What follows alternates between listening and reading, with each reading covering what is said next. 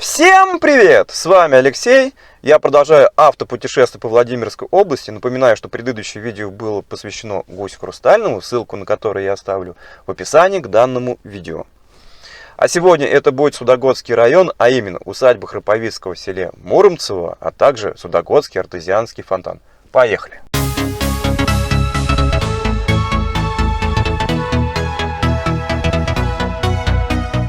Когда я искал информацию о достопримечательности Владимира, то случайно увидел баннер с изображением колоссального замка, под которым была подпись что-то типа «Самые красивые замки России». Я обратил внимание, что замок выполнен в стиле, несвойственном для нашей страны, но из чувств любопытства, конечно же, перешел по ссылке. Выяснилось, что замок на фото – это усадьба Храповицкого, которая находится в глубинке России в Судогодском районе Владимирской области. Поскольку я так или иначе планировал поездку в Владимир, то на обратном пути решил заехать в Судогодский район и своими собственными глазами увидеть данную достопримечательность. Вкратце о замке. С середины 19 века усадьба Муромцева принадлежала дворянскому роду Храповицких. В 1884 году полковник лейб-гвардии Владимир Семенович Храповицкий унаследовал данное имение после смерти своего отца. Усадьба досталась ему в очень плачевном состоянии. Старый обветшалый дом, заросший сад. Одним словом, хозяйство пришло в упадок. Владимир решил восстановить родовое имение и выстроить его по последней европейской моде. Согласно легенде, на решение о застройке имения в европейском стиле повлияло путешествие Храповицкого по Франции, во время которого он посетил огромное количество местных замков, конструкция которых вызвала у него неописуемый восторг. Во время путешествия французы заявили Храповицкому, что в России нет и никогда не будет ничего даже близко похожего на их замки. Храповицкому стало обидно за державу, и поэтому за несколько лет он выстроил во Владимирской области готический дворец с парковым ансамблем и более чем 70 постройками, который на тот момент стал удивительным примером архитектурного, инженерного и ландшафтного искусства, оборудованный водопроводом, телефоном, телеграфом и электрическим освещением. На 40 гектарах расположились оранжереи, дендрарии, пруды и водные каскады.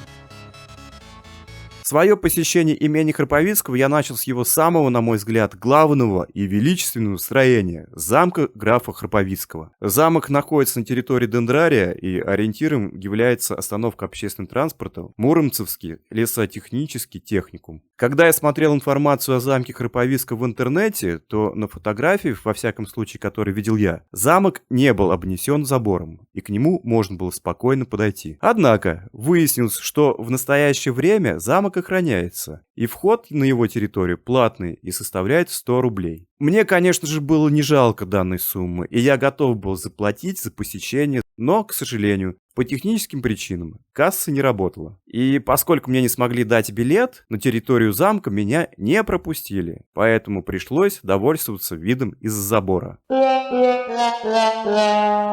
Поэтому, если вы решили посетить замок, советую предварительно звонить администрации и узнавать, можно ли пройти на его территорию. Так замок выглядел раньше. А так замок выглядит сейчас.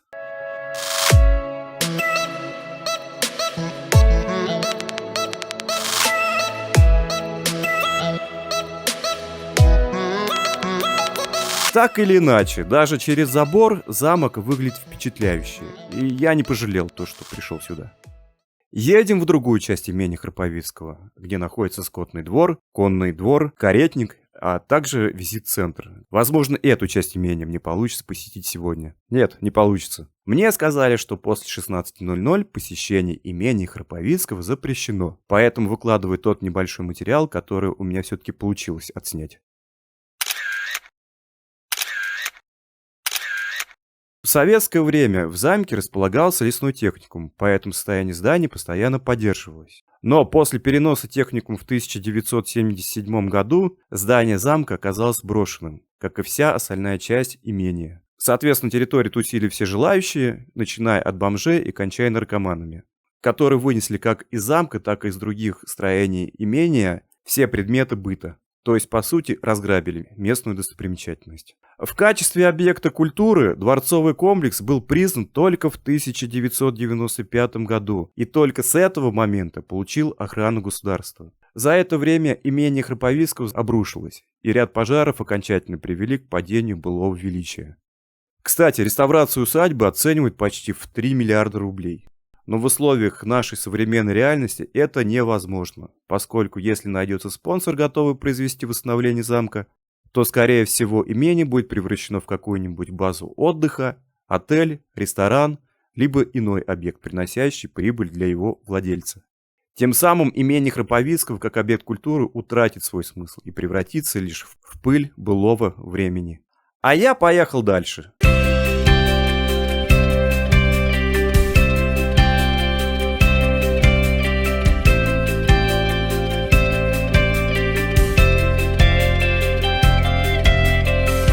Табличка указывает, что делать на данной территории нельзя.